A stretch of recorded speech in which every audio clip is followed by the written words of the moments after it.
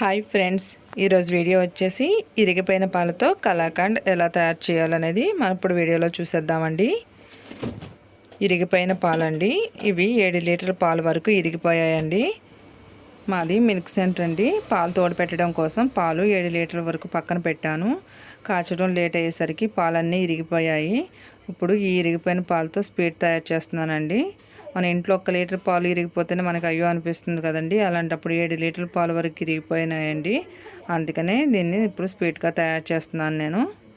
ఇప్పుడు వాటర్లోంచి ఇలాగా కోవాలాగా ఉన్న పాలని పక్కకు తీసేయాలండి, ఇలాగ సపరేట్గా. అలాగ వాటర్ నుంచి మరగబెడితే మనకి ఎక్కువ టైం పట్టేస్తుంది అనమాట. అందుకని చెప్పేసి ఇలాగ కోవాలా ఉన్నది మాత్రం మనం సపరేట్గా తీసేసుకోవాలి. ఇప్పుడు ఒక గిన్నెలో వేసేసుకోవాలండి ఈ పాలది.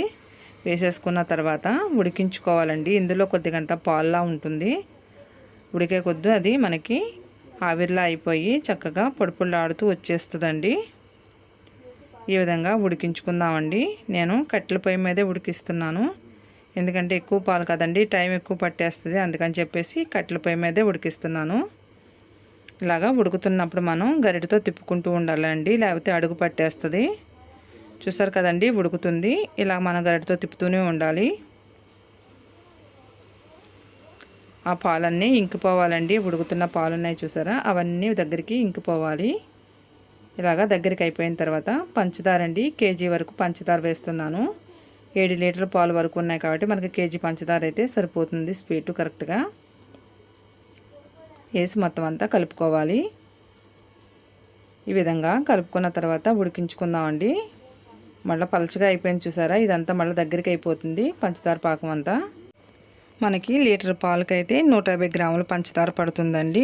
కరెక్ట్గా మెజర్మెంట్ తెలియాలంటే ఈ విధంగా వేసుకోవాలి.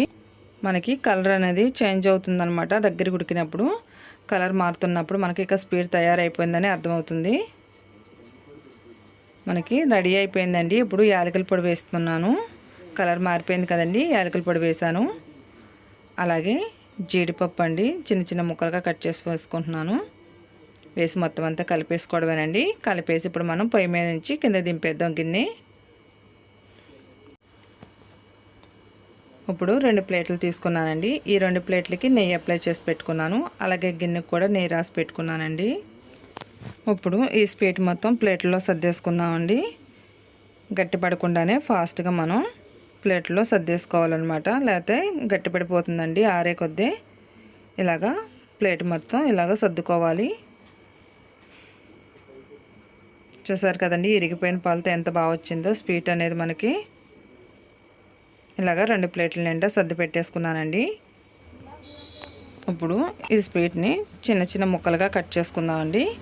లైట్ వేడిగా ఉన్నప్పుడే మనం కట్ చేసుకోవాలి పీసులు అనేవి, అప్పుడే మనకి నీట్గా వచ్చేస్తాయి ముక్కలు.